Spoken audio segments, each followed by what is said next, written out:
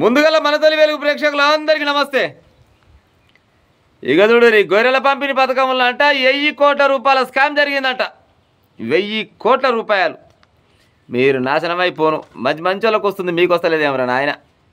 చక్కదానా ఇంకా మొన్న పాడైపోను. ఏది ఇంకా విమానం వల్ల మంచి మంచి వాళ్ళు పోయారు. ఇంకా విమానం మీరెక్కిన అయిపోవు. దరిద్రులంతా రాష్ట్రానికి పెట్టిన దరిద్రం తెగపోవు.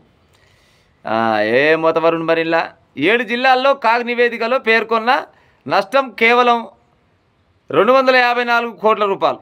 మొత్తం 33 జిల్లాలు లెక్క తీస్తే 1000 కోట్లు దాటే అవకాశం.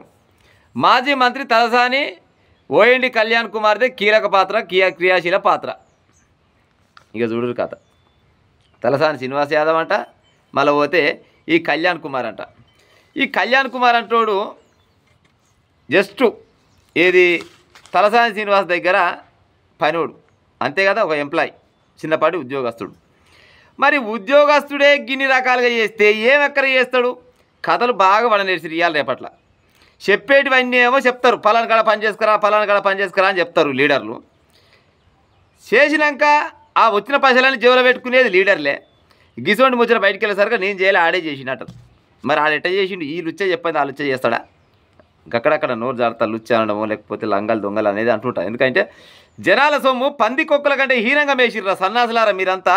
1000 కోట్ల రూపాయలు గొర్రెల మీదనే, ఇంకా బర్రెల మీద ఎంత ఉందో, మేకల మీద ఎంత ఉందో, మనుషుల మీద ఎంత ఉందో, ఇంకెన్ని రకాలు ఎన్ని కోట్ల రూపాయలు రా నాయన. మీరు ఏమైనా తెలంగాణ ప్రజలకు అడ్డం పుట్టిరు. మీ వాళ్ళ అయ్యమ్మకు పుట్టినట్టు వీళ్ళంతా. ప్రైవేట్ ఖాతాలకు నిధుల బదిలీ ఈడి. ఇక ఏమనాలా ప్రజలను చెప్పుకొని 1000 కోట్ల రూపాయలు అందవలసిన రైతులకు అందలేదు. గొల్ల కుర్మలకు అందాల్సిన గొర్రెలు అందలే అనే కదా ముందుగా కేసీఆర్ ఏం చెప్పిండు? ప్రతి ఒక్క గొల్ల కుర్మలు గల్ల ఎగిరేసుకుంటూ బతకాలి అని చెప్పిండు. ఎగిరేసుకుంటూ బతుకుతుర్రా నాయన. 1000 కోట్ల రూపాయలంట. 7 జిల్లాలనే గింతగానం ఉంటే మరి 33 జిల్లాలలో మొత్తం కలుసుకుంటే ఎంత కావాలి మరి? ఇప్పుడు 7 జిల్లాలకు వస్తే 250 చిల్లరేమన్నారు. మరి మొత్తం జిల్లాలో కలుసుకుంటే ఏ కాదు, ఇంకా 2000 కోట్లు అయితే ఏమో పాడైపోను.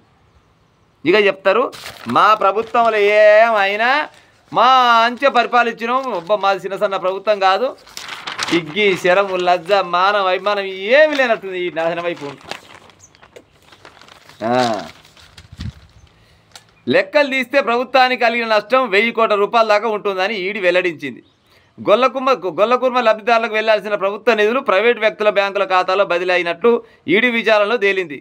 కేసు దర్యాప్తు భాగంలో హైదరాబాద్లో జరిపిన సోదాల్లో 200 డమ్మీ బ్యాంక్ ఖాతాలు బయటపడినట్లు, ఖాళీ చెక్ బుక్స్, పాస్బుక్స్, డెబిట్ కార్డులు, 31 మొబైల్ ఫోన్లు, 20కి పైగా సిమ్ కార్డులు స్వాధీనం చేసుకున్నట్లు ఈడీ అధికారులు తెలిపారు.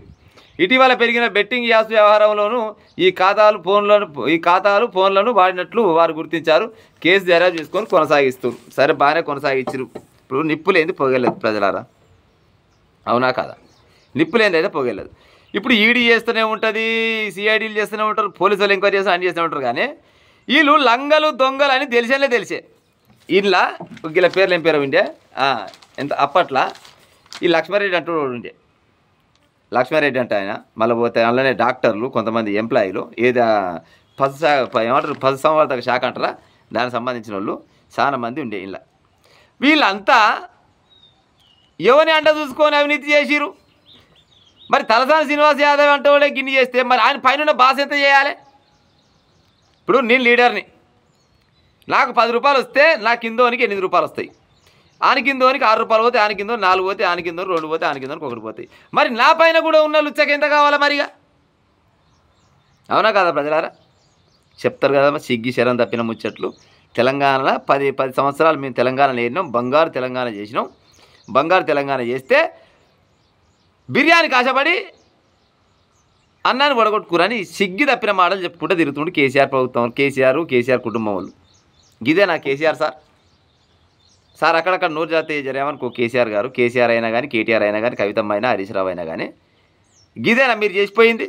అంటే మీకు తెలియకుండా వస్తున్నా ఈ అవినీతి జరుగుతుంది గొర్రె దాంట్లో అని ప్రజలారా వీళ్ళకి తెలియకుండా జరగవచ్చునా? ఇది ఏడ దొరికి అన్ని రైకల మోసేటి గుయినాయల్లా. నీకెంత నాకెంత, నీకెంత నాకెంత, జనాలకు అడ్డం పుట్టినారా మీరంతా? దగ్గర 1,000 కోట్ల రూపాయలు అంటే ఏడికెళ్ళి వస్తాయి చెప్పురి. ఇక తెలంగాణ ముందర పడడం అంటే ఏడికెళ్ళి ముందర పడుతుంది. పోషమ్మ గుడి పెడితే మసమ్మ మాయ చేసి అని జనాల సొమ్ము కొనబోయి ఆడ జమ చేస్తూ ఉంటే ఆ జనాలకు అడ్డం పుట్టినట్టు మీరంతా ఆ సొమ్ముని వాడేస్తారు. ఎట్ట పాడైతే చెప్పురు. ఇక వీళ్ళు ఇక మళ్ళీ రానున్న రోజుల్లో మళ్ళీ మేమే వస్తామని చెప్పడానికి జర్నాల సిగ్గులేనట్టుంది. అసలు కాంగ్రెస్ వాళ్ళకు కూడా జర సిగ్గులేదు. కాంగ్రెస్ ప్రభుత్వానికి, కాంగ్రెస్ వాళ్ళందరికీ మనం ఎందుకంటాం కానీ కాంగ్రెస్ ప్రభుత్వాన్ని నడిపేసిన వాళ్ళకు రేవంత్ రెడ్డి గారు గింత అవినీతి జరుగుతుంది. మరి ఇప్పుడు నువ్వు వచ్చి కూడా 2 ఏళ్ళు దగ్గర మరి 2 ఏళ్ళల్లా ఏం చేసినట్టు? ఏ ఒక్క రూపాయన్న వెనక గుంజుకొచ్చినవా? ఒక్క రూపాయన వెనక గుంజుకొచ్చిన అవినీతి జరిగిన సొమ్ము అంతా బయటకు తీసుకొస్తాను గద్దెనెక్కి కూర్చున్న రేవంత్ రెడ్డి, నీకు ఏమన్నా చిత్తశుద్ధి ఉంటే, నీకేమన్నా శరంపేగా అనేది ఉంటే నీ తనువులా వీళ్ళందరినీ బయట పెట్టి ఉపాయం చేయి. వీళ్ళందరినీ గుంజి కొడుకులారా మీరు ఎట్టని తీసుకుర్రా గిన్ని పైసలు జనాల దగ్గర, అవి రైతులకు పోవాలి కదా, గొర్రెల పంపినని. ఆ గొర్రెలు రైతులకు పోయినాయా? ప్రైవేట్ వ్యక్తులకు ఎట్టబోతాయి? ప్రైవేట్ వ్యక్తుల ఖాతాలలో డబ్బులు ఎట్ట పడతాయి? ఈ చెక్ బుక్ల సంగతి ఏంది? ఈ సిమ్ కార్డుల సంగతి ఏంది? ఈ మొబైల్ సంగతి ఏంది? మీ కథలన్నీ ఏందిరా అని అడుగుతురా? అంటే వాళ్ళ దాంట్లో వాళ్ళకి వీళ్ళకి అంత లింకింగ్ అంత సోబద్గాలే ఉన్నట్టు అంత. అవునా కదా ప్రజలారా? చెప్తాడు తలసాని శ్రీనివాస్ యాదవ్, నేను ఇంత మొనగాని, నేను ఇంత పోతు మొనగాని అన్నట్టు ఇంత పొడి చెప్తాడు. అన్ని లంగా దొంగ బయటమై చేతులు తప్పితే నీ శాఖల 1,000 కోట్ల రూపాయల స్కామ్ జరిగిందంటే తలసాని శ్రీనివాస్ యాదవ్ ఏనా నీ పేరు? తలసాని శ్రీనివాస్ యాదవ్. మరి ఏం చేస్తున్నట్టయ్యా మరి నువ్వు చెప్పిగా? ఏం చేస్తున్నట్టు చెప్పు. ఇంత అధ్వానంగా తరగబడ్డారా అంటే మీ అంత సిగ్గుదా? మిమ్మల్ని చూసి తెలంగాణ ప్రజలు అసలు అనుకోకుండా మీరు ఇంత బయటమేయగాలనుకుంటే మీ దగ్గరికి రానియపోదు. ఎక్కడవాయే గత ప్రభుత్వం బీఆర్ఎస్ సర్కారు అంతా ఈ పేపర్ చూసినా చూడకుండా ప్రజలారా, పేపర్ చూసి చెప్పాల్సిన అక్కర్లేదు. అంత తెలంగాణని మొత్తం సర్వనాశనం చేసి రోజులు అయితే బీఆర్ఎస్ ప్రభుత్వం అని నేనైతే ఓపెన్గా చెప్తున్నా.